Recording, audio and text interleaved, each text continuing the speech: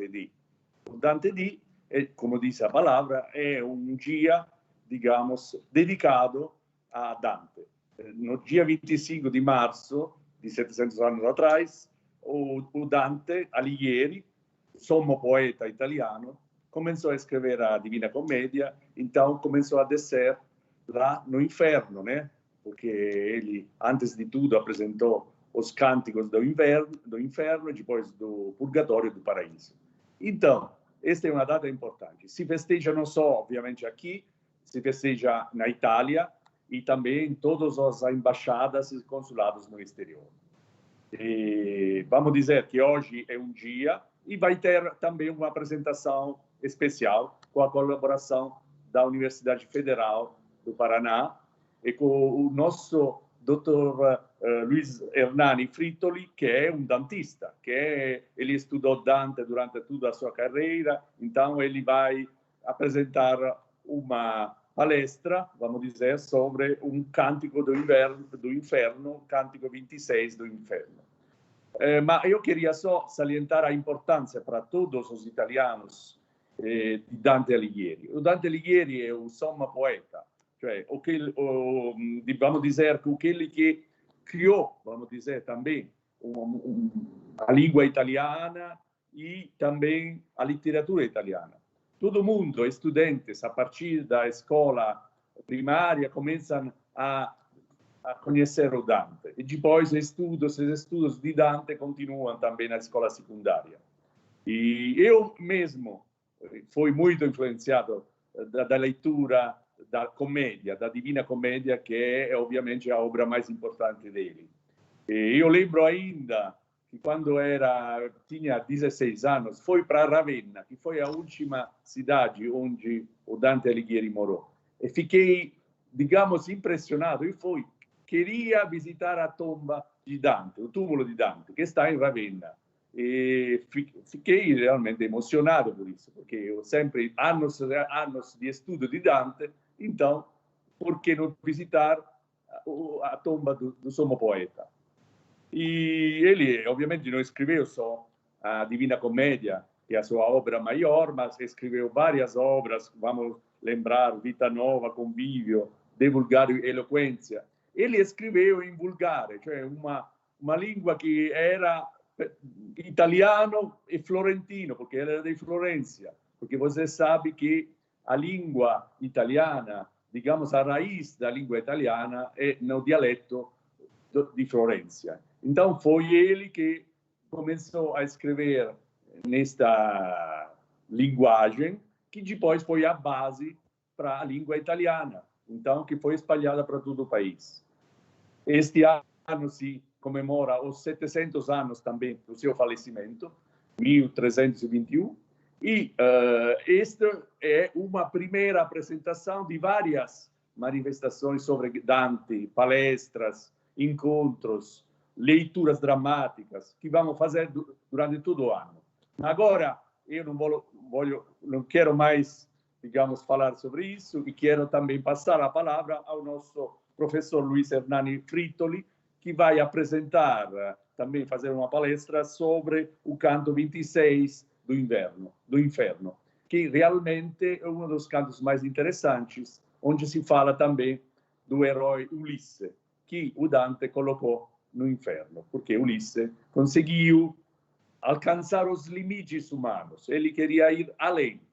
Você sabe que o Dante viveu no Medioevo, então é tudo permeado, digamos, das conceições medievais. E a influência da igreja era muito forte na época. Então, quem queria ir além estava fora das regras. E o Ulisse realmente foi um disso. Agora, eu não posso mais comentar isso, senão com um dentista, que é o professor Hernani. Então, eu com muito prazer passo a palavra a eles para esta palestra muito, muito interessante. Muito obrigado a todos por falar comigo e também entender a importância deste evento. Até logo.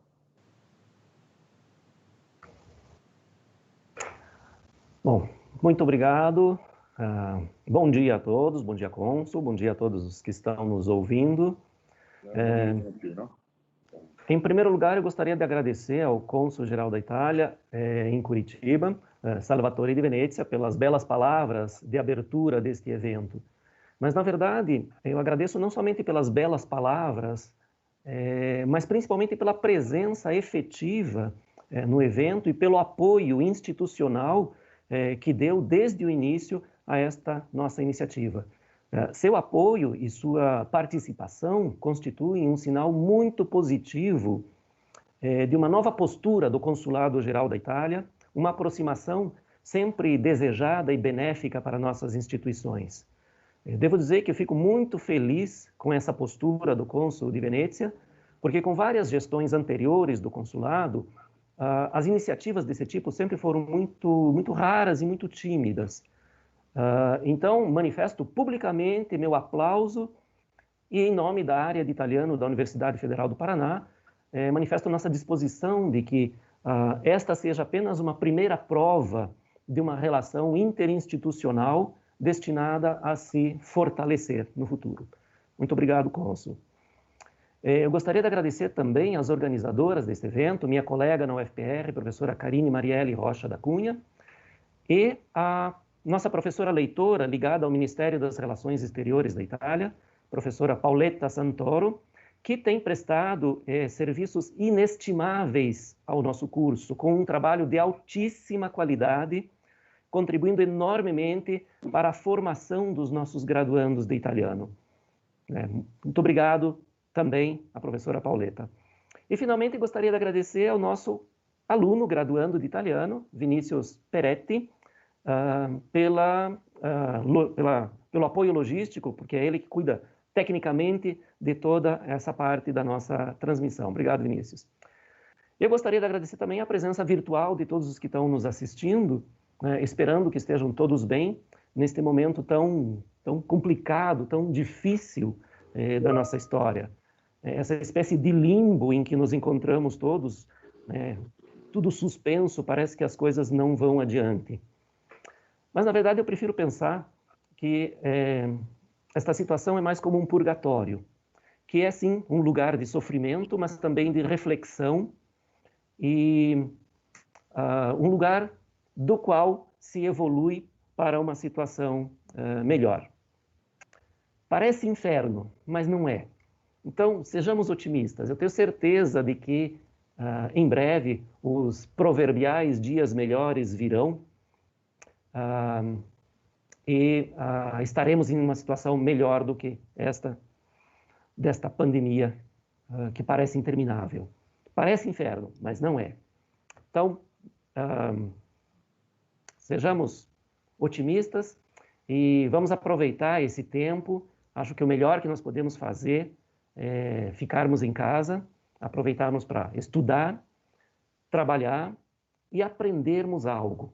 Porque não há nada melhor do que aprender alguma coisa, não há nada melhor do que saber, não é verdade? Não há nada mais emocionante, mais gratificante do que saber. O prazer de saber supera todos, ou quase todos, os outros prazeres. Porque saber é sempre uma conquista, que em geral nos torna pessoas melhores. Com essa ideia, justamente, começa a obra protofilosófica de Dante Alighieri, O Convívio. Então, para entrarmos no clima efetivo desta questão do Ulisses de Dante, eu vou começar a projetar o nosso PowerPoint. Então, eu falava do convívio, né? Com essa ideia de que o saber é sempre uma conquista que, em geral, nos torna pessoas melhores. Essa ideia que está na base do convívio.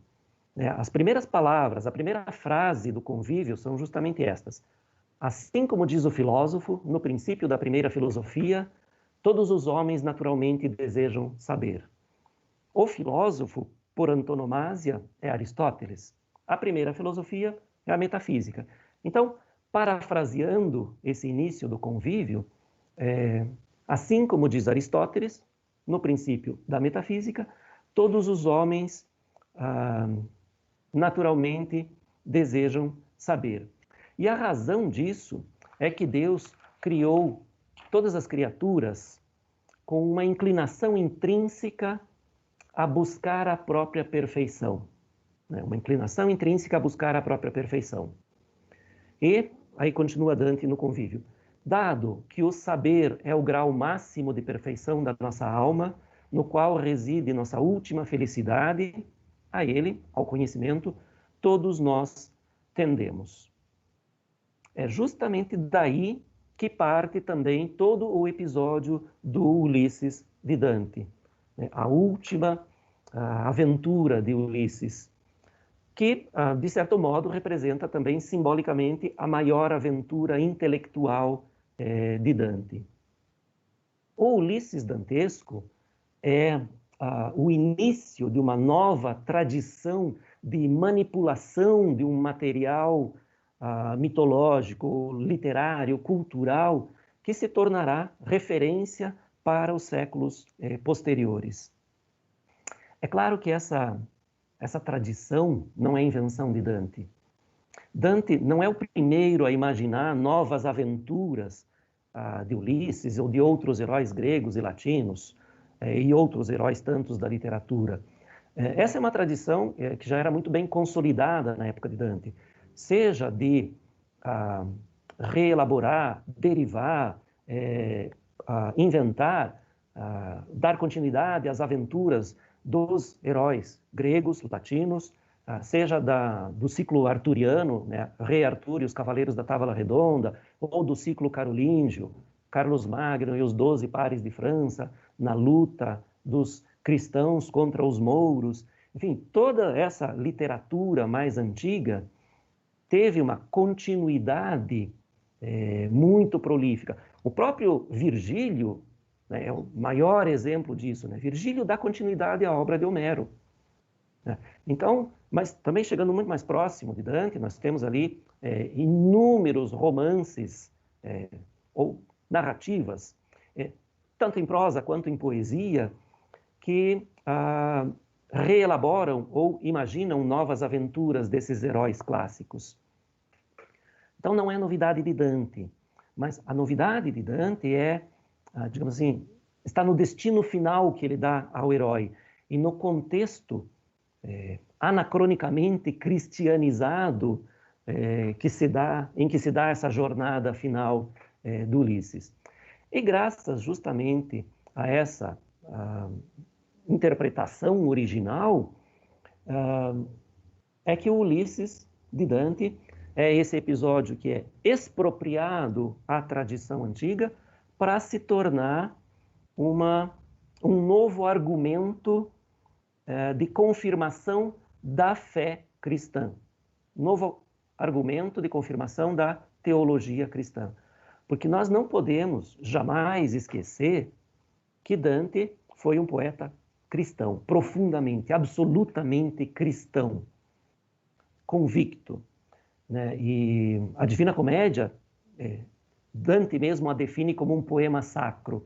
Lá no começo do canto 25 do Paraíso, Dante vai dizer: se mai continga aquel poema sacro al quale ha posto mano e cielo e terra, sì che m'ha fatto per più anno macro, vinca la crudeltà, enfim, vai dizer isso, se um dia acontecer que este poema sacro, ao qual contribuiu o céu e a terra. Então essa é uma definição que Dante dá da Divina Comédia, um poema sacro, porque ele é um poeta convictamente cristão, a tal ponto que a sua poética é, por muitos, e com razão, chamada de teopoética. Teopoética, uma poética que tem Deus no centro. Mas, apesar de ter Deus no centro, nós também não podemos nos esquecer de que qualquer interpretação que se queira dar da obra de Dante, mesmo levando em consideração que a sua poética é uma teopoética, não se pode esquecer que a sua é uma obra, afinal de contas, poética. É opus poeticum, é uma obra literária. É literatura, não é teologia. né? Isso é importante a gente ter em mente quando a gente faz uma interpretação de Dante. E é justamente por essa dimensão especificamente literária do episódio que o Ulisses dantesco assume o status de uma figura monumental, né? Ulisses é mais um daqueles grandes personagens de Dante, um daqueles personagens que, apesar de estarem no inferno, tem uma grandiosidade que poucos ou nenhum dos grandes personagens do purgatório ou dos beatos do paraíso terão. O Ulisses de Dante é realmente uma das maiores figuras de sua literatura. Mas vamos lá, vamos começar do começo, né? Situando, né? Onde é que estamos? Estamos no canto 26, como o cônsul já havia antecipado, no fundão do inferno. Estamos aqui no 8º círculo, na 8ª bolgia. Bolgia é fossa em italiano, eu mantive a palavra em italiano porque eu gosto muito. O inferno é dividido, assim como o purgatório e o paraíso, o inferno é dividido em 10 partes. A primeira, que é o vestíbulo infernal, ou ante-inferno, e depois 9 círculos de punição. Então nós estamos aqui no penúltimo círculo, no 8º círculo, que também é dividido em 10 partes. Então estamos no 8º círculo, 8ª fossa, onde são punidas as almas dos conselheiros de fraude. Quem são? Aqueles que do dom da inteligência manifestada no discurso, isso é importante, daqueles que do dom da inteligência fizeram mau uso. Por quê? Pecaram e induziram os outros a pecar. E por que isso é tão grave, que está lá no penúltimo círculo do inferno? Porque o conselho fraudulento, segundo Dante, é especialmente nocivo à sociedade, no sentido de que, influenciando a política ou a guerra, ou o comportamento durante uma pandemia, pode causar enormes danos à sociedade. A concepção de Dante do ser humano é que o ser humano é parte animal e parte divino, né? E essa parte divina, essa dimensão divina, nos foi dada por Deus, né, através da faculdade da inteligência para nos diferenciar dos outros animais. Então, em respeito a isso, o dom da inteligência deve ser sempre utilizado com muita responsabilidade. A inteligência não deve jamais sobrepujar, não deve jamais se sobrepor à moral. E o discurso, como manifestação da inteligência humana, deve, portanto, ser responsavelmente utilizado, responsavelmente supervisionado pela inteligência moral. Inteligência moral que é a justa noção intelectual de bem e de mal.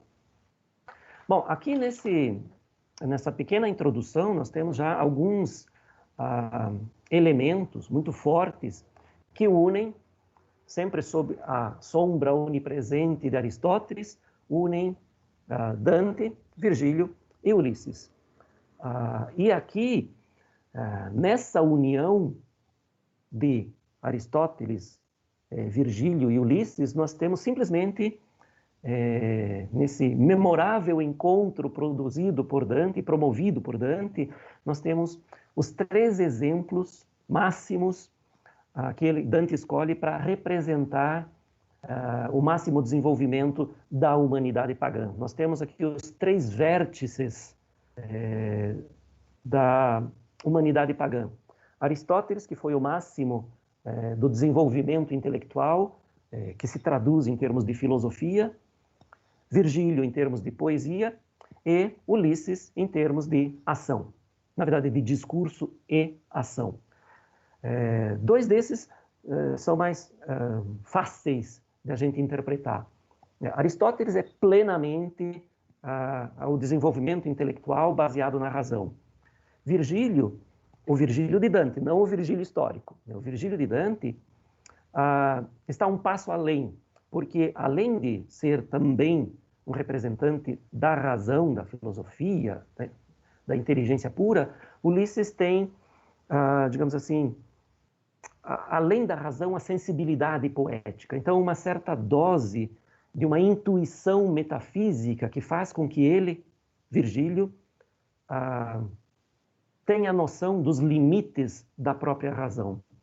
Tanto que ele vai dizer lá no terceiro canto do Purgatório, state contenti, humana gente, alquia, ou seja, contentem-se, humanos, com aquilo que lhes é dado, com os porquês que lhes são fornecidos, ou seja, não vá além.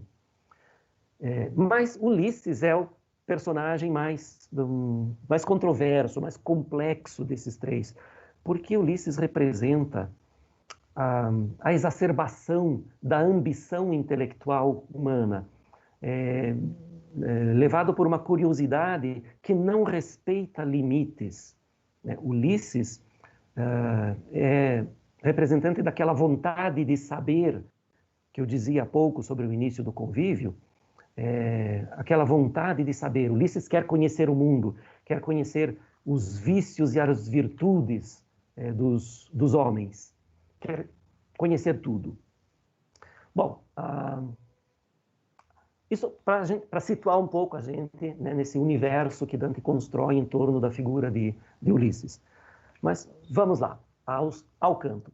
Eu não vou ler, nem vou passar por todos os versos desse canto, porque infelizmente nós não temos tempo. Nós precisaríamos de 2 horas para tratar de todos os versos deste canto tão forte, tão potente. Então, eu vou passar rapidinho por alguns versos, só para situar mesmo o episódio. Aqui, nesses primeiros versos do canto 26, Dante conclui, na verdade, o episódio dos cantos 24 e 25, dedicado aos ladrões. E na 7ª fossa, aqui do 8º círculo, ele havia encontrado os ladrões, entre os quais a maioria de Florença, né, florentinos. Nessa relação que Dante mantém de amor e ódio eterno com a sua pátria, sua amada e odiada Florença, ele faz muitas vezes esse elogio, que na verdade é uma crítica, né, porque é um elogio extremamente sarcástico à grandiosidade de Florença. Então ele diz aqui: alegra-te, Florença, que és tão grande que as asas bates por terra e por mar, e pelo inferno teu nome expande. Não precisa dizer muito mais, né? Essa relação realmente de amor e ódio que Dante tem com Florença. Eu vou saltar alguns versos aqui, e daí aqui, realmente, nesses cantos, nesses versos, Dante entra no clima do episódio. Né? Ele diz aqui, mas talvez a melhor tradução fosse aqui, sofri. Sofri e sofro novamente, relembrando aquilo que eu presenciei lá no inferno, né, nesse episódio. E aí ele continua ali, ainda refreio minha mente de correr sem que virtude a conduza. Justamente aquilo que eu dizia há pouco sobre a concepção de Dante, de que a inteligência deve ser sempre supervisionada pela moral. Então, porque Dante tem essa mesma curiosidade intelectual de Ulisses. Dante quer saber tudo, quer saber mais, quer ir além. Mas sabe que o engenho, como ele diz ali no original italiano, né, l'ingegno, o engenho, que é o dom natural da inteligência, deve ser refreado, deve ser conduzido pela virtude, pela noção intelectual de bem e de mal, pela moralidade. E é isso que ele faz. Ele diz, eu não sou como Ulisses, eu me contenho, eu refreio esse meu desejo, essa minha gula intelectual. Nós vamos voltar a esse conceito de gula intelectual mais adiante. Então aqui Dante já está dizendo qual é o tema deste canto. É a contraposição, ou enfim, o debate intelectual entre a razão mais pura e a moral religiosa cristã. É disso que se trata neste canto. Bom, Saltando alguns versos, Dante dá aqui uma breve descrição do espaço, né? Ele vai dizer que essa fossa, essa oitava fossa do oitavo círculo do inferno, parece como um vale repleto de vagalumes, né? As chamas passeiam ali por essa fossa, por esse vale, vão para lá e para cá, e elas se movem continuamente, de maneira que a chama, ao mesmo tempo, revela e esconde a alma que está ali dentro. Revela porque a chama, estando ali, se sabe que há um pecador. Mas, ao mesmo tempo, a alma está escondida pela chama. Então, ao mesmo tempo, a chama revela e esconde um pecador.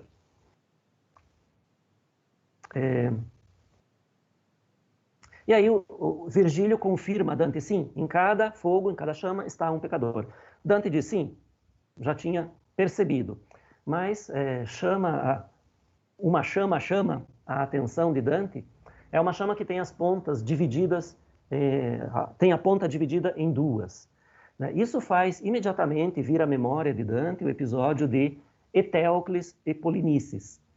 É um episódio cuja fonte para Dante é a Tebaide, do poeta Estácio, que conta a história de Eteocles e Polinices, os filhos do rei Édipo e de Jocasta, que, após a partida de Édipo de Tebas, disputam o trono.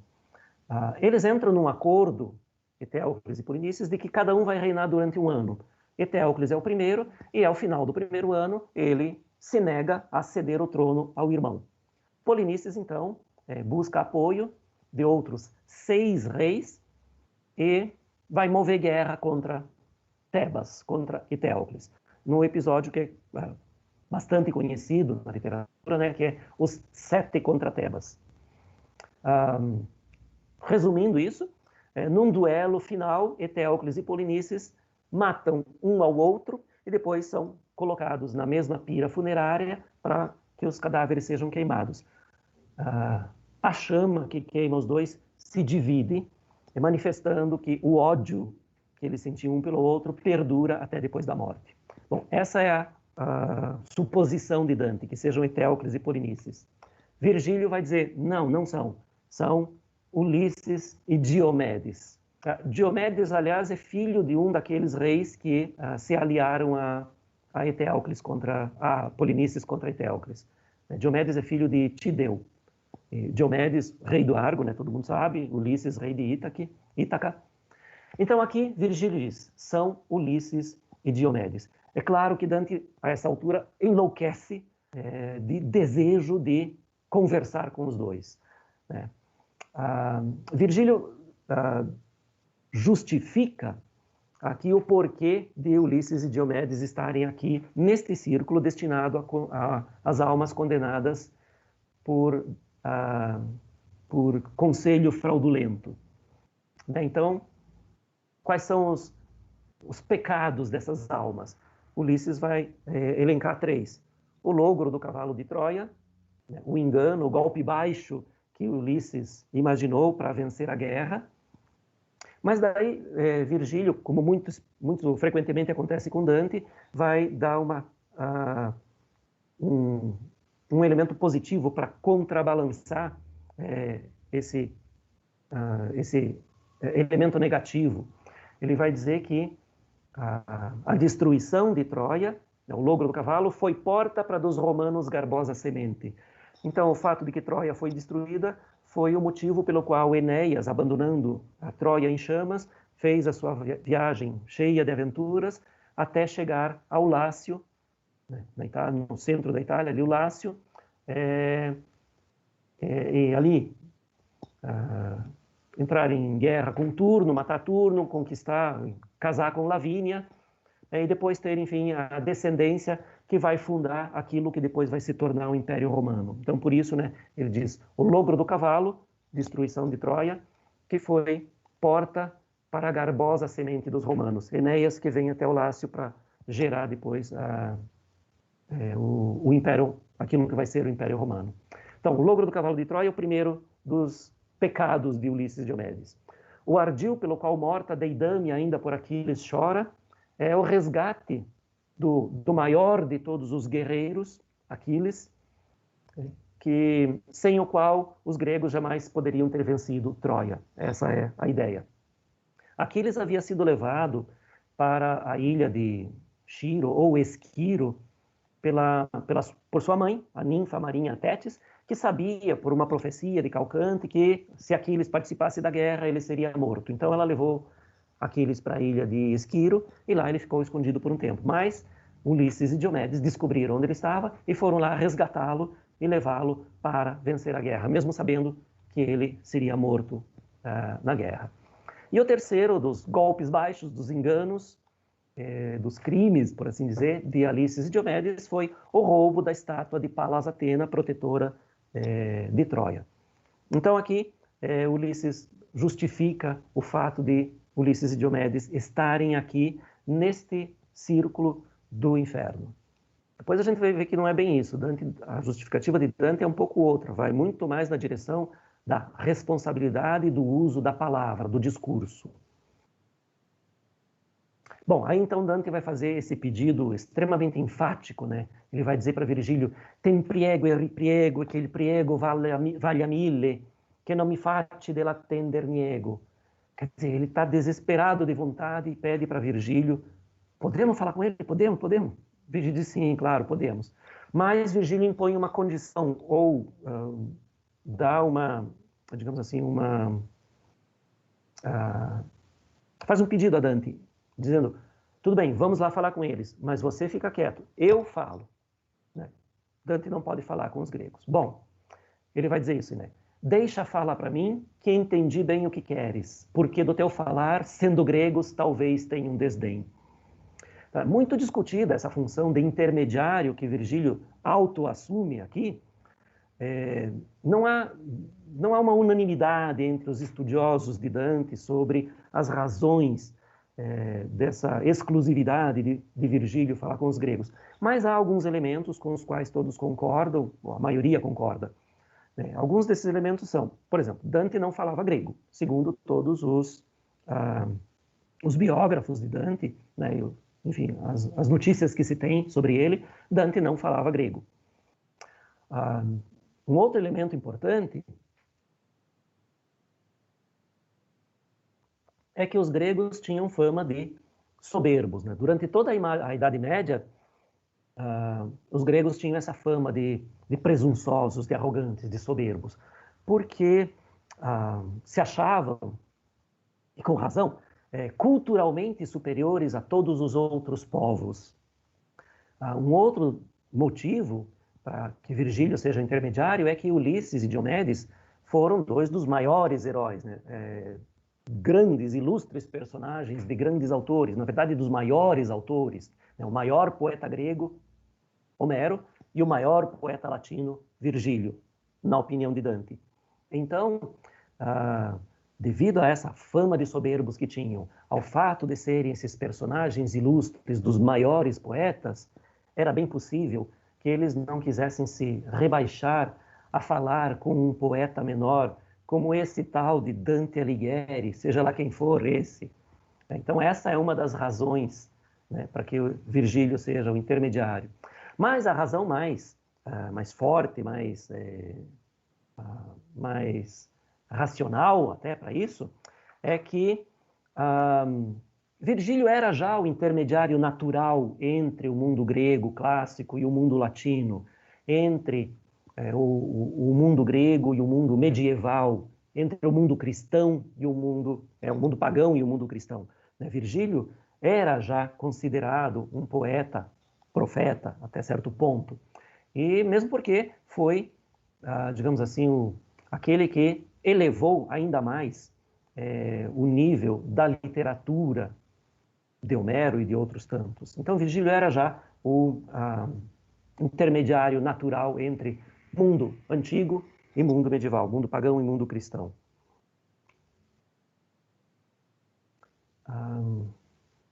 Bom, então, definido que quem vai falar é Virgílio, Virgílio vai fazer também aqui um pedido extremamente respeitoso a esses dois grandes personagens literários, mitológicos. Ele vai fazer aquilo que nós chamamos em teoria literária uma captatio benevolentiae, ou seja, a captação da benevolência, a captação da simpatia do interlocutor para que este satisfaça o nosso pedido. Então, esse pedido de Virgílio, vejam, ele vai dizer: ó vós que estáis os dois numa só chama, se de vós mereci no meu viver, se de vós mereci alguma fama, os altos versos meus ao escrever, não vos moveis, se um de vós me diga onde perdido foi para morrer. Então, esse tratamento, vós já é tratamento de respeito, essa repetição enfática, se de vós mereci, se de vós mereci. Esse se, na verdade, é um ser retórico, né? O que ele está dizendo aqui por favor, considerem o fato de que a vocês eu dediquei grande parte da minha vida, grande parte do meu trabalho, do meu esforço, dos meus textos, e com isso multipliquei a sua fama e contribuí para eternizar a sua fama. Então levem isso em consideração e respondam a minha pergunta. Bom, esse pedido de Virgílio, no final ele diz ali, um de vós me diga onde perdido foi para morrer. Então, o que ele quer saber? O que Dante inclui nesse discurso? Qual foi a última aventura de Ulisses e dos seus companheiros? E aí, a chama maior das duas se moveu, oscilou um pouco e aí começa a falar. E aí a gente tem, né, a emoção, né, que vem um baticuore, né, nos leitores, imaginem Dante lá, presente diante dos dois. Ulisses começa a falar. Né? Então, a gente tem aqui esse momento de grande emoção. Né? O que ele vai dizer? Quando decidi que de Circe me afastasse, que um ano me enleou lá por Gaeta, antes que Enéas assim a nomeasse. Bom, então aqui o que ele vai dizer? Ele conta parte dessa história, aquela parte que era extremamente conhecida, né? Ele ficou retido na ilha de Gaeta, onde a maga Circe habitava, a maga Circe que transformou seus companheiros todos em animais, em porcos, e Ulisses ficou lá retido por um ano, até que conseguiu partir da ilha com os seus companheiros, né? Por causa de uma intervenção divina, enfim. A ilha de Gaeta tem um referente real que todos os estudiosos atualmente concordam, ali entre Roma e Nápoles, mais ou menos na metade da distância entre Roma e Nápoles, né, é o promontório Circeu, ou Circeu em português, né, da maga Circe. Atualmente não é uma ilha, mas os estudiosos dizem que é possível que há 3.000 anos atrás tenha sido uma ilha, né, tendo parte coberta pelo mar. Hoje é um promontório Circeu, ou em italiano, Circeu, né, na província de Latina, ali no Lácio.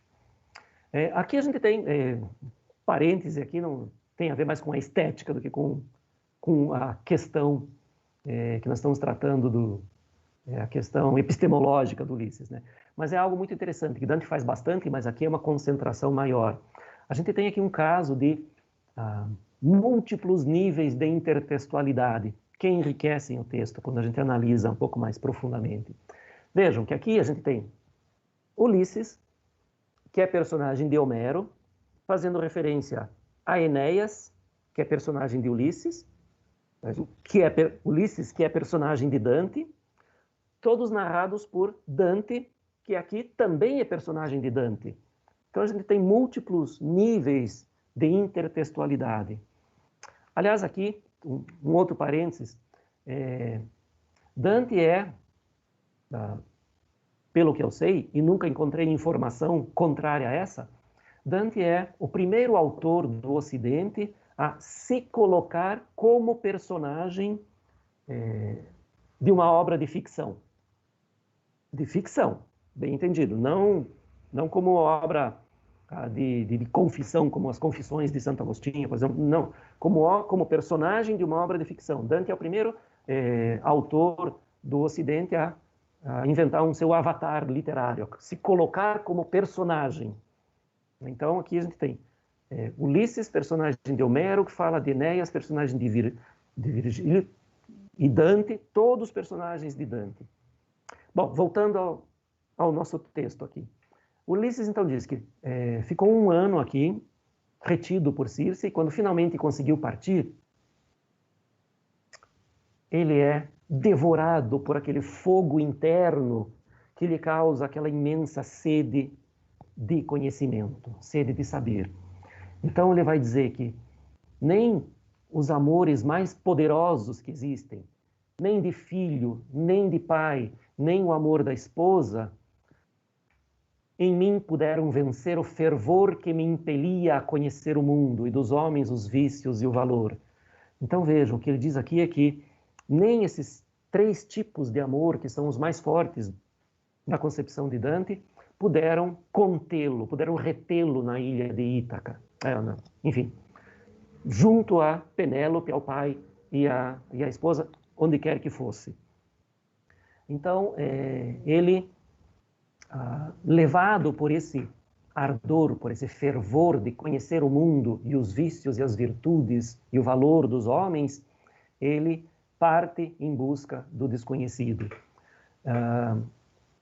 O que significa isso? Significa que Ulisses está buscando a sua realização espiritual.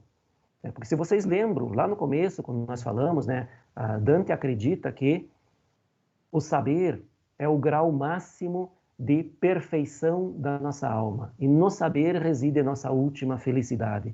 Então, o que Ulisses está buscando aqui, na verdade, é uma plenitude espiritual, a perfeição da própria alma. Ele segue aquela tendência natural, aquela inclinação intrínseca, como a chama Dante, de buscar a própria perfeição através da aquisição de conhecimento. E a aquisição de conhecimento, para Ulisses, se dá através da experiência. Ele segue aquele preceito aristotélico de que nenhum conhecimento se forma na mente sem antes ter passado pelos sentidos. Então, aprender, conhecer, saber é uma experiência dos sentidos antes que da mente. Então, essa experiência de conhecimento para Ulisses se dá através da ação. Né? Ulisses age, vai atrás daquilo que ele busca para a sua experiência de plenitude espiritual. E assim ele convence os seus companheiros a se lançar ao mar aberto e profundo, como ele diz ali, né? Aberto porque é à disposição de todos, e profundo porque é, digamos assim, a representação do mistério total, né? O oceano, o mar. Então ele se lança ao mar aberto e profundo. E aí diz, de costa a costa fui até a Espanha, até o Marrocos e a ilha dos Sardos, e outras que aquele mar à volta banha. Aqui Dante concentra num único terceto uma longa passagem de tempo, né? Porque ele não diz aqui a duração dessa viagem de Ulisses, mas vejam que eles navegam por todos os portos do Mediterrâneo, ele diz aqui, até a Espanha, até o Marrocos, a Ilha dos Sardos e outras, né? E passa-se muito tempo, né? Porque ele diz ali, éramos, eles e eu, velhos e tardos ao chegarmos do angusto estreito à frente, onde Hércules ergueu os seus resguardos para que o homem mais além não tente. Então vejam, durante anos eles navegam por todos os portos do Mediterrâneo, conhecendo tudo aquilo que havia a ser conhecido no Ocidente, até chegar às colunas de Hércules. E as colunas de Hércules, ele especifica, a ciò che l'uomo più oltre non si metta, para que o homem mais além não tente, para que não se vá adiante. E aqui a coisa começa a ficar mais interessante, né? Porque Hércules, que ergueu as colunas, é filho de Zeus, o Deus máximo. Mas, na interpretação cristianizada de Dante, Hércules é uma prefiguração de Cristo, filho do Deus máximo, do Deus cristão. Portanto, as colunas são um limite estabelecido pela divindade para que o homem não vá além. Um limite estabelecido por Deus para a experiência possível, portanto, para o conhecimento possível. Em uma interpretação anagógica, ou seja, ligada às Escrituras, isso significa que Deus estabeleceu um limite para o conhecimento, exatamente como havia feito para Adão e Eva. Exatamente como havia feito para Adão e Eva. Desculpe, meu telefone. Desculpe. Então, Deus estabeleceu esse limite para o conhecimento humano, no caso de Ulisses, exatamente como havia feito para Adão e Eva.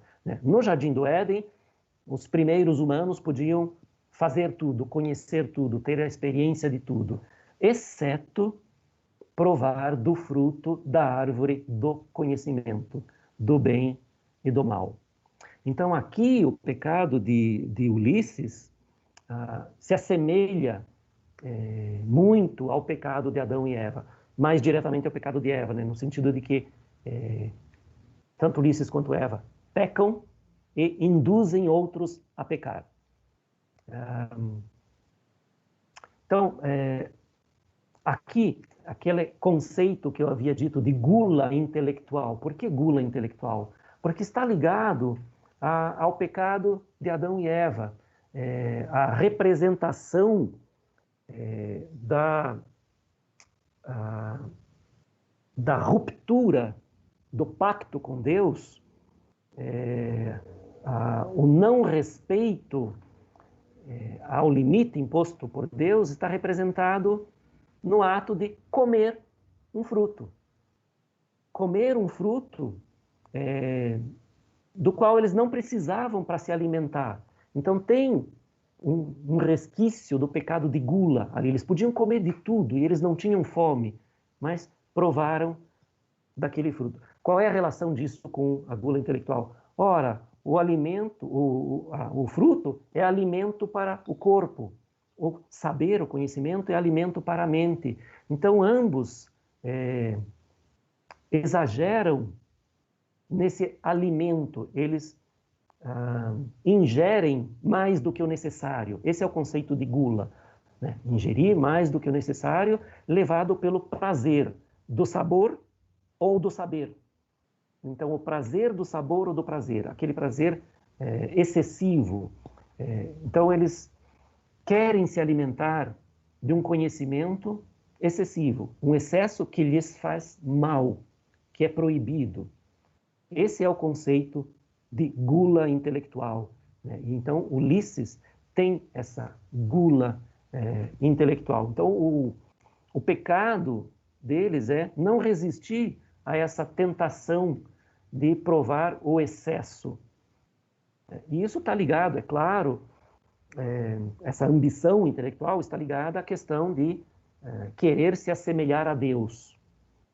Então, é um pecado gravíssimo, essa ambição intelectual sem limite, sem justamente responsabilidade.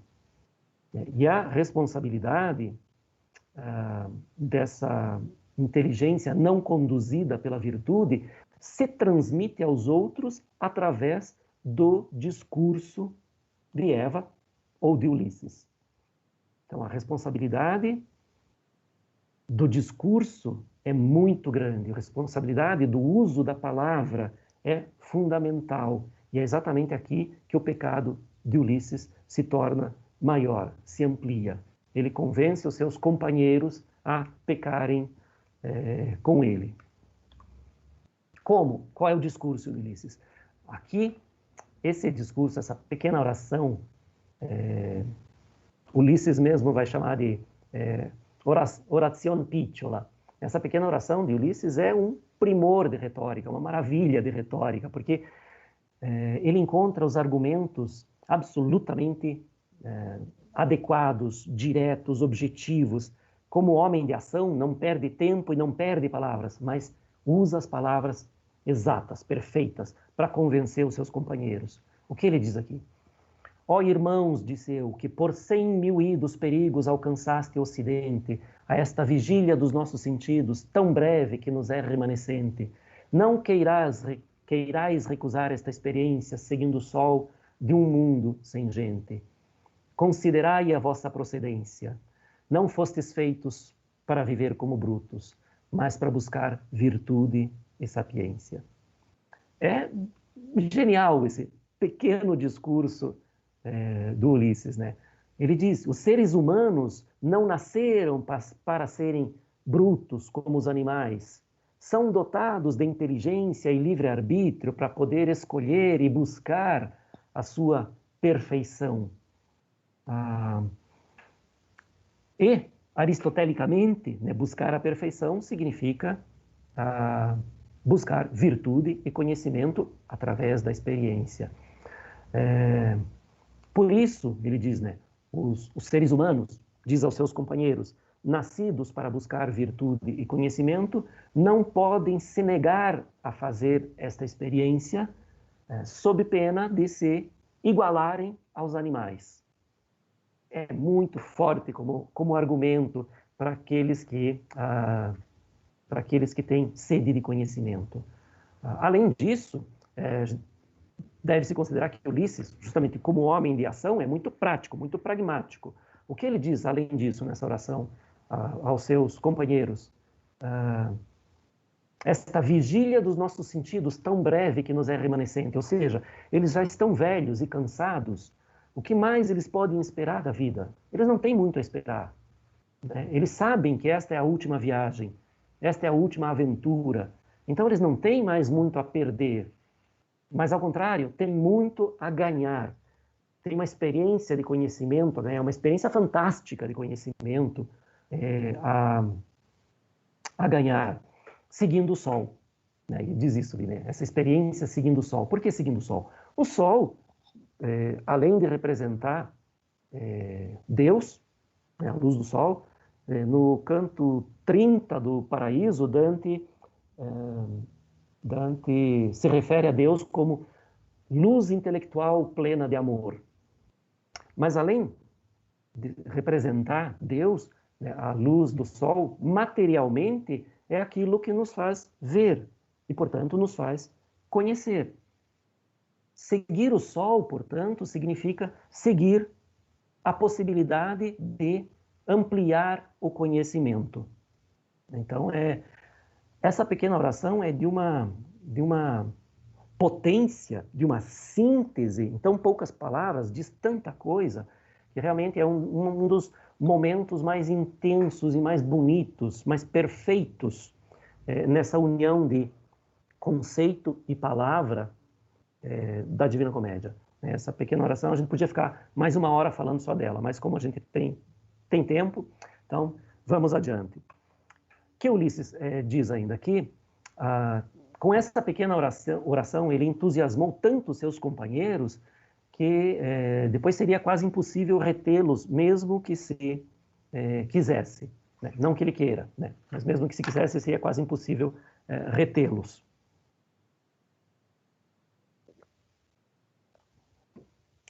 E aí, então, convencidos os companheiros, eles superam o Estreito de Gibraltar, as colunas de Hércules, viram à esquerda, ou seja, ao sul, em direção ao hemisfério sul, e vão navegando. Navegam por 5 meses. Ele diz aqui, 5 vezes reaceso e cancelado fora o lume que a lua de baixo banha. Então, por 5 meses eles navegam em direção ao hemisfério sul, até que chegam diante de uma montanha, a montanha mais alta que eles já haviam visto. E aí a alegria toma conta dos navegantes. Mas essa alegria logo se torna espanto, e logo medo, e pranto, e morte. Uma morte terrível, ele diz ali. Nossa alegria logo volveu-se em pranto, que um remoinho nela levantou e feriu o lenho num fronteiro canto. 3 vezes com água toda ele rodou, na 4ª erguida popa foi arrojado, proa abaixo, como a alguém agradou. Deus, até que o mar foi sobre nós fechado. Enfim que el mar foi sobre nós richiuso. Então, uma morte terrível, não exatamente pela maneira como acontece, né, um redemoinho enorme que engole e afunda o navio, porque afinal de contas, Ulisses e seus companheiros eram navegantes, passaram metade da vida navegando. Então, essa morte, morte em um naufrágio, não poderia ser estranha às suas perspectivas. Então, não é por isso que a morte é terrível, mas é terrível pela situação em que acontece. Eles estão ali diante do maior mistério de todos, a um passo da montanha do purgatório, que custodia o maior mistério de todos, custodia o mistério da criação e da eternidade. Para quem não lembra, no alto da montanha do purgatório está o paraíso terrestre, o jardim do Éden, onde foram criados e de onde foram expulsos, né, o homem e a mulher, né, o primeiro homem e a primeira mulher, Adão e Eva, justamente por terem infringido um veto, uma proibição divina. Ali na montanha do purgatório é o lugar onde ainda está a árvore do conhecimento do bem e do mal. Então, o pecado de Ulisses, nessa sua declinação final, seria tentar chegar à origem da criação, à origem do bem e do mal. Tentar entender o que está além do conhecimento permitido à razão humana. Então, ele, que é um viajante por excelência, que já havia conhecido, por experiência própria, todo o Ocidente, todo o mundo cognoscível, todo mundo ao alcance de todos, queria mais. Seguindo aquela sua inclinação intrínseca a buscar a própria perfeição, aquela sede de conhecimento, mas ele tem consciência de que a experiência e a razão não explicam tudo. E seguindo também aquela espécie de intuição metafísica, é que ele vai se lançar nessa jornada em busca do conhecimento proibido, em busca do mundo sem gente, né, do mundo desabitado, como acreditava a ciência na época de Dante. O que, aliás, era, para um personagem da época de Ulisses, uma viagem, uma experiência, uma busca perfeitamente legítima. Né? O que torna insana essa busca é a interpretação cristianizada de Dante, que tem a ver com a concepção de Dante da preeminência da teologia sobre a filosofia. Esse é um discurso um pouco mais complexo, mais longo, né? Mas, enfim, é a interpretação anacrônica e cristianizada de Dante que torna folle, que torna insana essa última aventura do herói homérico. Mas vejam que é interessante notar que o percurso que Ulisses faz é o percurso certo. É o mesmo percurso que faz o anjo barqueiro que recolhe as almas destinadas à salvação da foz do rio Tibre e as leva até a praia do purgatório, né, onde elas vão fazer o seu processo de ascensão, de purificação, até chegar ao paraíso terrestre e dali passar ao verdadeiro paraíso. Então, o percurso está certo. A diferença fundamental é que a Ulisses, não é permitido o desembarque. Ao contrário, né, o que o aguarda ali é a frustração seguida da morte. Porque a nenhum ser humano é permitido conhecer aquilo que só algo além da razão pode explicar. A nenhum ser humano. E Dante, então? Como é que fica? Dante não faz a mesma coisa? Dante, então, é um novo Ulisses? Há autores que discutem essa questão. Né? Dante é um novo Ulisses? Não, me parece que não. Por quê? Dante, na verdade, admira Ulisses. Ulisses é, de uma certa maneira, e parcialmente, uma projeção de Dante. Dante tem, digamos assim, Dante se reconhece um pouco em Ulisses, porque o percurso de Dante é muito semelhante ao percurso de Ulisses. O percurso de Dante narrado na Divina Comédia, o que é esse percurso de Dante? Justamente uma viagem pelos territórios desconhecidos e proibidos aos humanos do inferno, purgatório e paraíso. São três realidades não explicadas pela razão, né? Explicadas pela fé. Então, Dante também faz esse percurso de busca de algo que a razão não pode explicar. Qual é a diferença?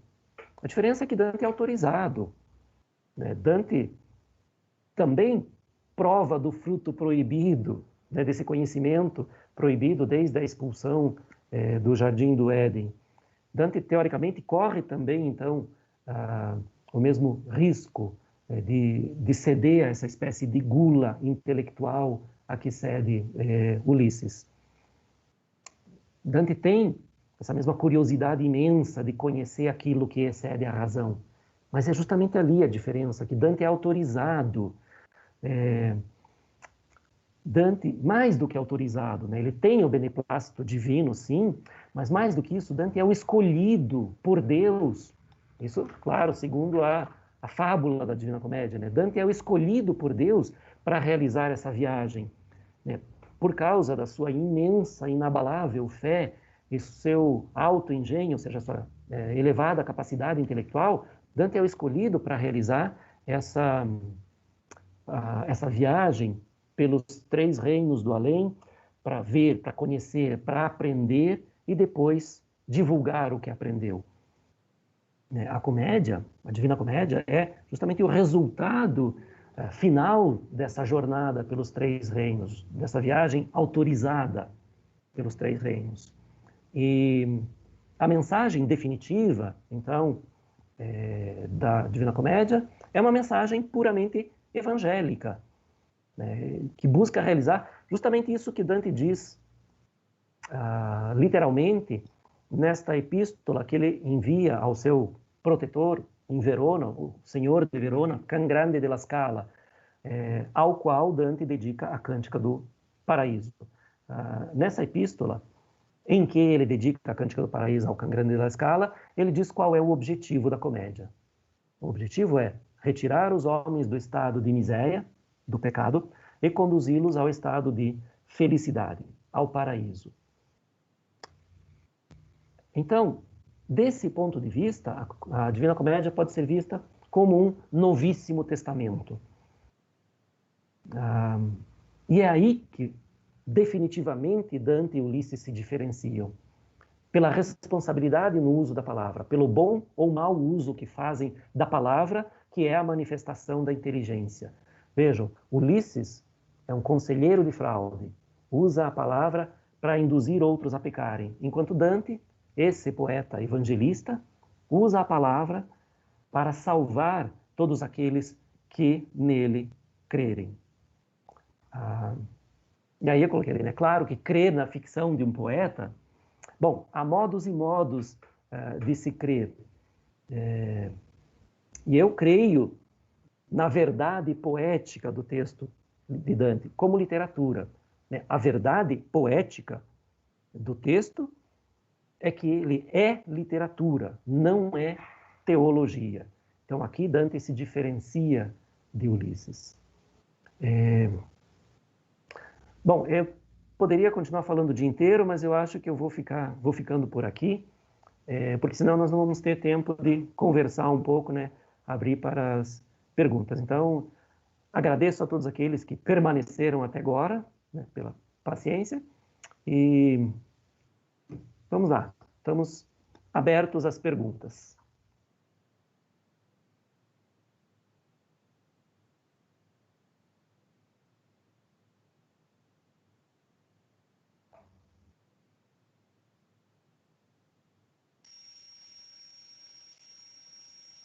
O que nós temos por enquanto, Hernani, são muitas pessoas que estão agradecendo a oportunidade de te ver e de te ouvir, falando da sua grande paixão, que também, de certa forma, é a nossa, que você consegue passar isso para a gente com tanta emoção que a gente se apaixona também. Graças. Então, vamos Se vocês tiverem perguntas ou algum comentário, podem escrever, que aí a gente repassa aqui para o Hernani também. É porque eu não vejo o chat. Ele está vendado, o Hernani está vendado. Só um pouquinho.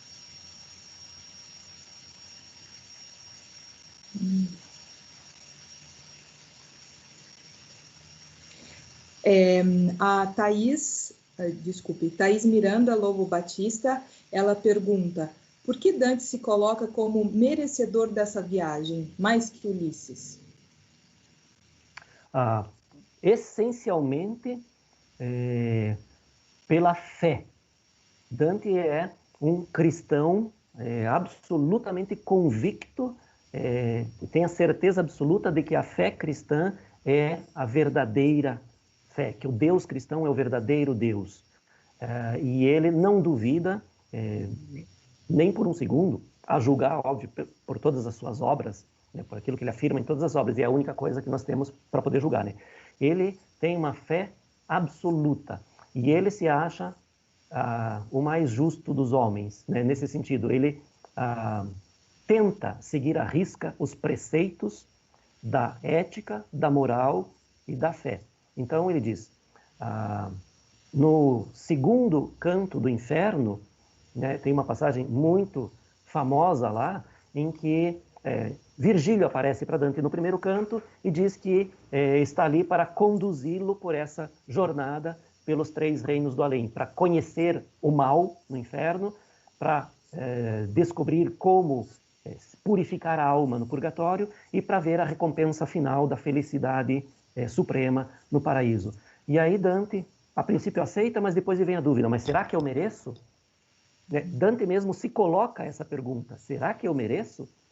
E aí ele coloca na boca de Virgílio a resposta dizendo que sim, que Beatriz desceu do paraíso, instada por Santa Luzia, de quem Dante era devoto, que por sua vez foi alertada pela própria Maria, mãe de Cristo, de que este fiel apaixonado por Beatriz estava sofrendo. E aí Beatriz desce ao limbo e conversa com Virgílio, pede para que Virgílio oriente Dante e guie Dante nesse processo de crescimento espiritual. Então Dante diz os famosos versos lá, eu não sou Paulo, eu não sou Enéas, nem eu, nem ninguém mais acredita que eu sou capaz disso. Claro que ali tem um jogo retórico, né, que Dante é um perito nisso, né? O que ele está dizendo quando diz eu não sou Paulo, São Paulo, né? Eu não sou São Paulo, eu não sou Enéas, que foram na concepção literária de Dante, mas que representa simbolicamente a sua verdade de vida, os dois exemplos de humanos que desceram ou que foram aos reinos do além. Enéas, como contado na Eneida, desceu ao submundo para conversar com seu pai, saber o futuro que ele reservavam os deuses, fundar o Império Romano. E São Paulo, que na segunda carta aos Coríntios diz que foi levado aos céus, não sabe se com o corpo ou somente com o espírito, para ver lá as belezas e a felicidade suprema. Então Dante diz, eu não sou São Paulo, eu não sou Enéas, e qual é o meu mérito? Por que eu mereceria isso? Mas aí Virgílio começa a responder, mas a resposta vai se dando mesmo ao longo da jornada de Dante. Ele é honesto, segundo ele mesmo, é claro. Ele é honesto, ele tem uma fé inabalável e uma memória que não esquece de nada e uma inteligência acima da média. Então, esses são os seus méritos. Mas todos esses méritos, e aí daí tem uma disputa entre soberba e humildade, porque elencando assim parece muito soberbo, muito, né, presunçoso da parte de Dante dizer eu sou honesto, eu sou inteligente, eu tenho uma memória perfeita, eu tenho fé. Sou o melhor de todos. Ele diz isso fingindo uma certa humildade, mas é assim que ele justifica o fato de ser merecedor de fazer esse percurso.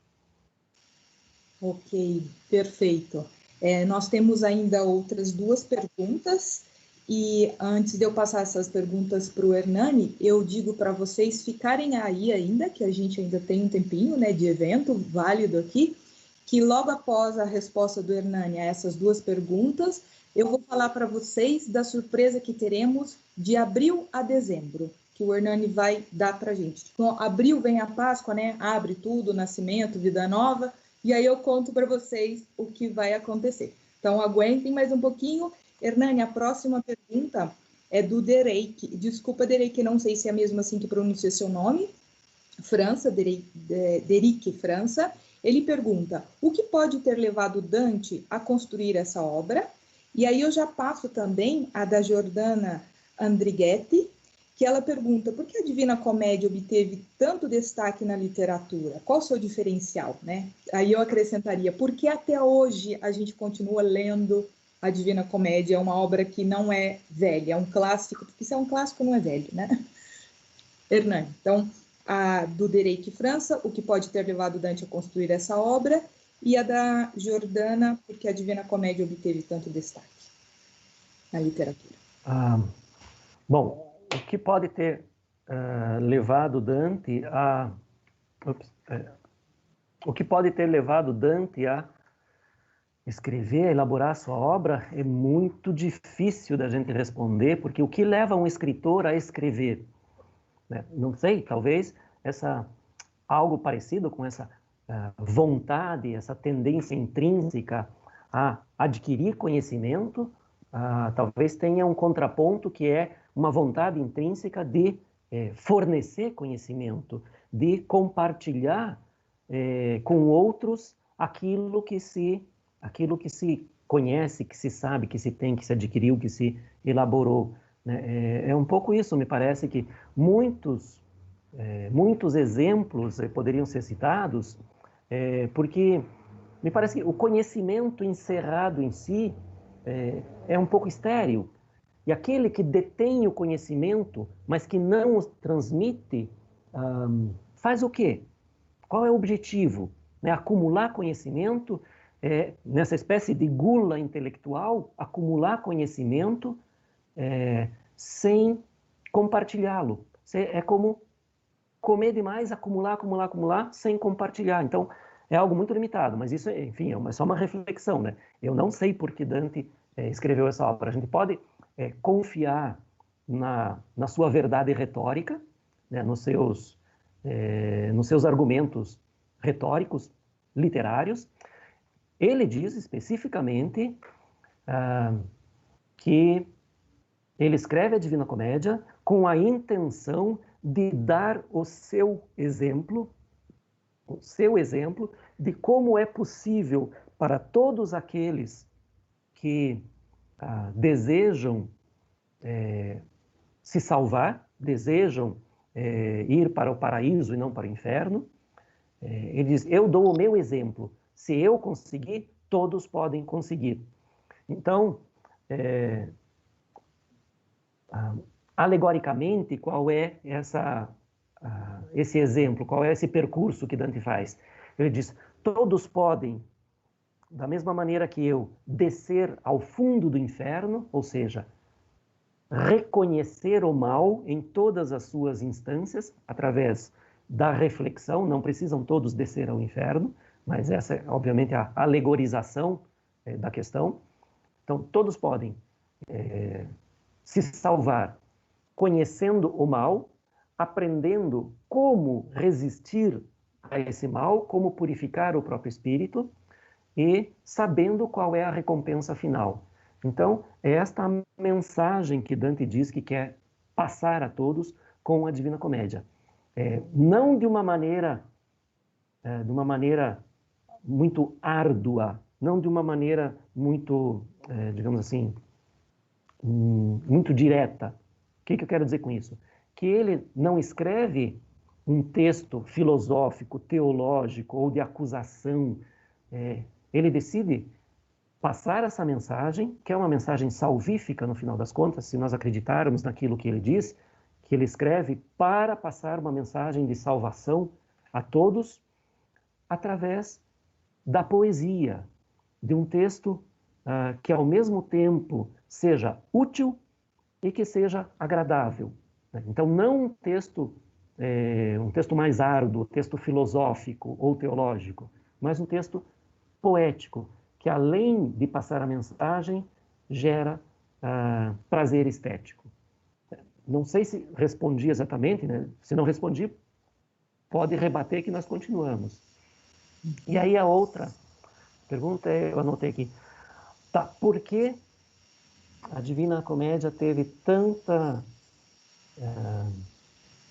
tanto sucesso, teve tanta importância e tem essa dimensão até hoje? Bom, há vários motivos. Eu diria que o principal dos motivos é a dimensão absolutamente estética, literária. Essa obra sobreviveu até hoje e é uma obra que toca todos os ramos do conhecimento, mas ela sobrevive até hoje pela sua beleza, pela sua perfeição estética. E por isso que as traduções são sempre complicadas, né? Nós deveríamos sempre tentar, na medida do possível, ler todas as obras do mundo no original. É impossível. Então a tradução está aí para isso. Mas em italiano, a obra de Dante tem uma perfeição que é simplesmente incomparável até o tempo dele, e eu diria que até hoje. A perfeição dos versos. Dante escreve, vejam, numa língua que não existe. Ninguém fala a língua que Dante escreve.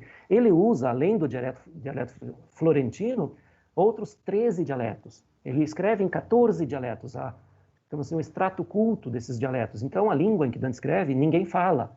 Por isso que a gente pode dizer, com certos limites, não é puro isso, mas que Dante é o pai da língua italiana. Ele cria essa língua em que ele está escrevendo. Então, o fato da língua, a beleza com que ele trata essa língua, adequando o registro, o nível linguístico, à situação em que ele descreve. Só para dar um exemplo, o ritmo, por exemplo, do começo do inferno, do começo do purgatório, do começo do paraíso. O inferno é todo complicado, todo entrecortado, tenso. Ele diz: nel mezzo del camin di nostra vita mi ritrovai per una selva oscura che la diritta via era smarrita. A quanto del qual era cosa dura sta selva selvaggia e aspra e forte che nel pensiero rinnova la paura. O ritmo do purgatório é um ritmo triunfante daqueles que venceram as dificuldades, aqueles que venceram as dificuldades, mas ainda tem um longo caminho a ser feito. É uma marcha triunfal, quase militar.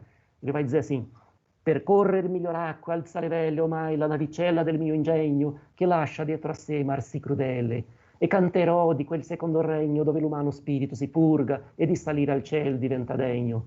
E por aí vai. E o ritmo do paraíso, que tem uma perfeição sintática e lexical muito maior, um cuidado, não dá para a gente trocar nenhuma palavra no paraíso. Tem aquele ritmo, porque o paraíso é a serenidade conquistada, é a felicidade. Não há nada não há obstáculo na fluência dessa felicidade. Tem um ritmo sereno, sereníssimo. Ele diz assim: la gloria di colui che tutto muove per l'universo penetra e risplende in una parte più e meno altrove. Nel ciel che più della sua luce prende fui io, e vidi cose che ridire, né sta né può che di lassù discende. Então, esse ritmo é um exemplo. E como que se consegue esse ritmo? Através da perfeição estilística, vocabulário e sintaxe. Mas não é só vocabulário e sintaxe. A concentração de conceitos que estão sintetizados em pouquíssimas palavras. Dante, com 5, 6 palavras, traduz um conceito abstrato complicado. Então, esse é o principal motivo pelo qual a comédia resiste até hoje. Mas é claro que há muitos outros também, porque Dante trata simplesmente de tudo, de toda a ciência do seu tempo. Ele trata de história, ele trata de mitologia, de literatura sua e dos outros, ele trata de física, de ótica especialmente, ele trata, enfim, de todos os ramos do conhecimento, de astronomia, de astrologia, de botânica, zoologia, geografia, enfim, tudo que você quiser, que era ciência naquele tempo, está ali tratado com um grande conhecimento de causa. Então, além de tudo, Dante trata, claro, do que ele está tratando aqui no Paraíso, por exemplo? Ele chega a ver Deus.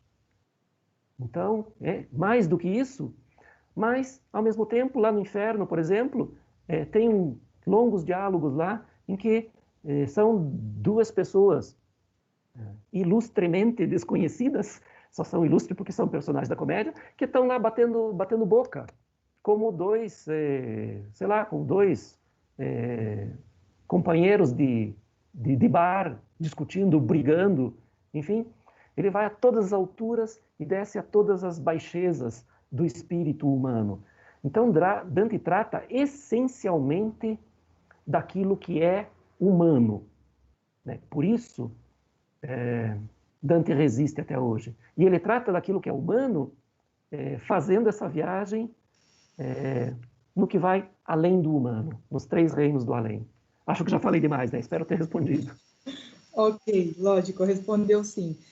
Nós temos ainda 2 perguntas para fechar, mas como eu disse que eu iria contar para vocês logo depois que respondesse as 2 primeiras, uma dessas 2 que nós temos é a da Margarete Caldas, que a pergunta dela leva ao que eu vou falar para vocês, a surpresa de abril, né? A Margarete pergunta: como podemos aproximar a Divina Comédia dos leitores que não dominam essa leitura intensa?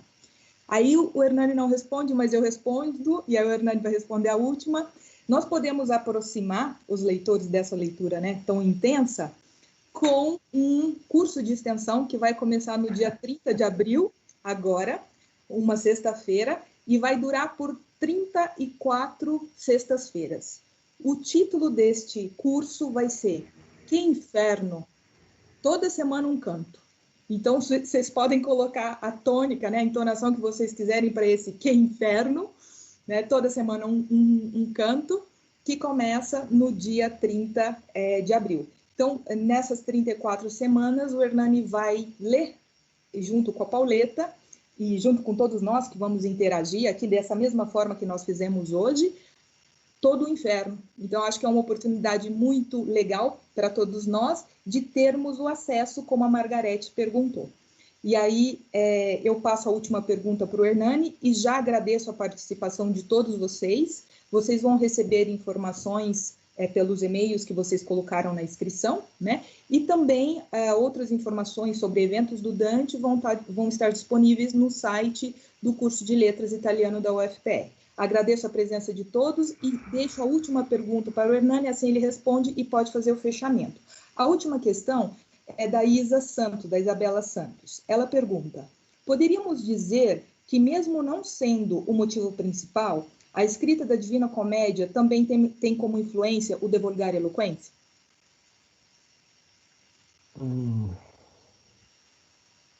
Na verdade, não, é muito difícil dizer o que influenciou o que.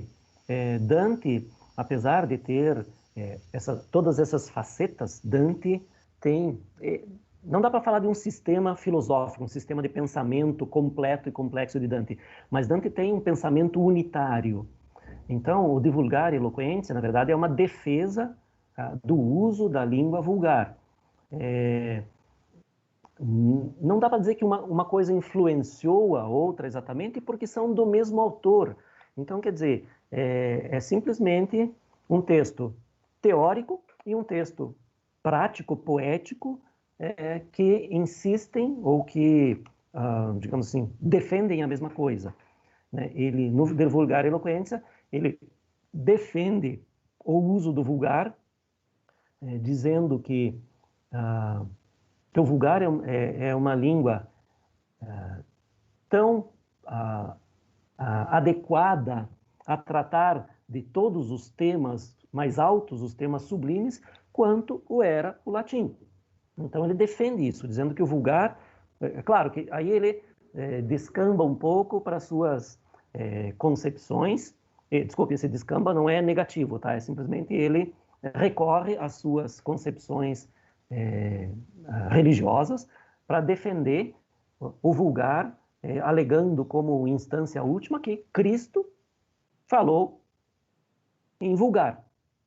Então, mas ele dá muitas outras razões também, tanto que o De Vulgare Eloquentia é conhecido como um texto proto-linguística, né? O primeiro tratado de linguística do Ocidente. Claro que muito limitado ainda, mas é um tratado de linguística em que ele defende, então, o uso do vulgar.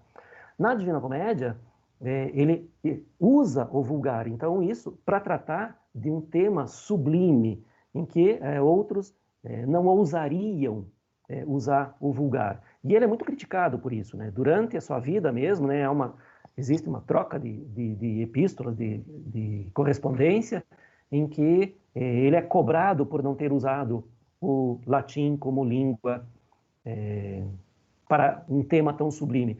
Inclusive depois, Boccaccio, que vai ser o primeiro grande divulgador e admirador de Dante, que defende também o uso do vulgar, mas tem Petrarca, logo em seguida também. Petrarca, incrivelmente, não dá muita bola para Dante. Petrarca não leva Dante muito a sério. E um dos motivos é essa preferência de Dante pelo vulgar. Mas aqui tem uma questão que eu gostaria muito de falar durante mais uma hora sobre a questão da língua. Porque vejam que Dante tem esse pensamento coeso, coerente, mesmo em relação à língua. Porque, ao mesmo tempo em que Dante faz essa jornada, em que ele vai revelar a todos o que ele viu no inferno, no purgatório e paraíso, como uma advertência e como um convite à reflexão e perdi a palavra, ao arrependimento, né? Um convite à reflexão e ao arrependimento para que as pessoas tenham fé em Deus, saibam o mal, o que é o mal, possam se purificar, possam se arrepender, possam chegar à felicidade eterna. Então, Dante coloca essa ideia como uma revelação que lhe foi concedida. Deus escolheu Dante para fazer essa viagem, e Dante tem todo esse conhecimento revelado a ele. Mas esse conhecimento precisava de uma língua superior para ser transmitido a todos. E essa língua, de uma certa maneira, Dante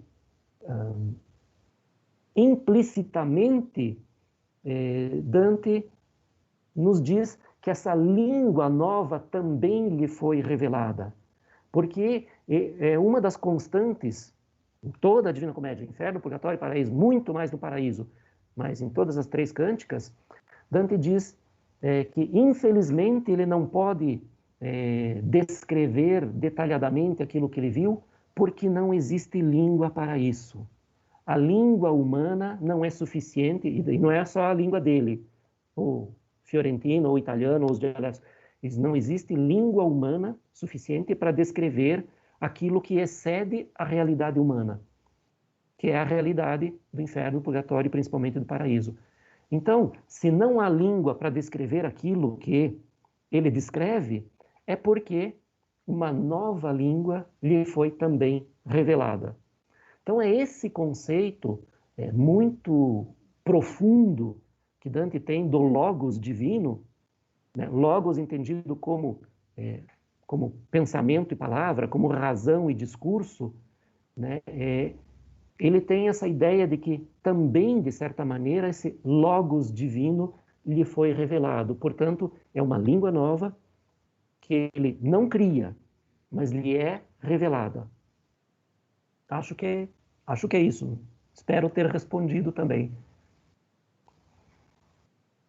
Tá bom. Assim, a Karine disse, então, que esta era a última pergunta, a última intervenção. Isso. Então, eu gostaria muito de agradecer a oportunidade de falar desta minha paixão literária. Agradeço às organizadoras, a querida Karine, a querida Pauleta.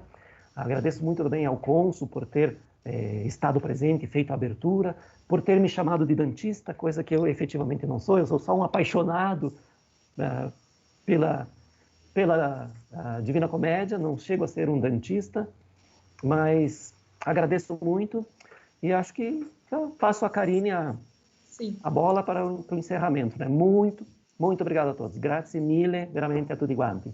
Ok. E, então, obrigadíssima, Hernani. Obrigada a todos vocês que estão aí ainda com a gente. E ao Vinícius, que conseguiu fazer toda a projeção, né, da fala do Hernani. E vocês estavam perguntando no chat, eu tentando responder, como que vão ser as informações do Que Inferno, um canto por semana.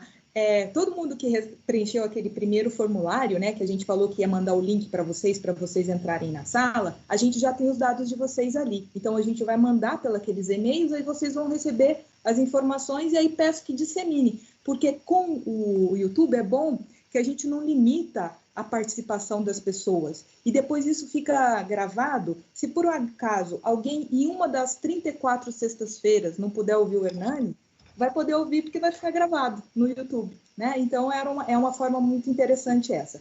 Super obrigada a todos vocês, obrigadíssimo Vinícius e obrigada gigante também a você, Hernani. Até a próxima, até dia 30 de abril, às 18h30 neste mesmo canal. Tchau, tchau. Obrigada.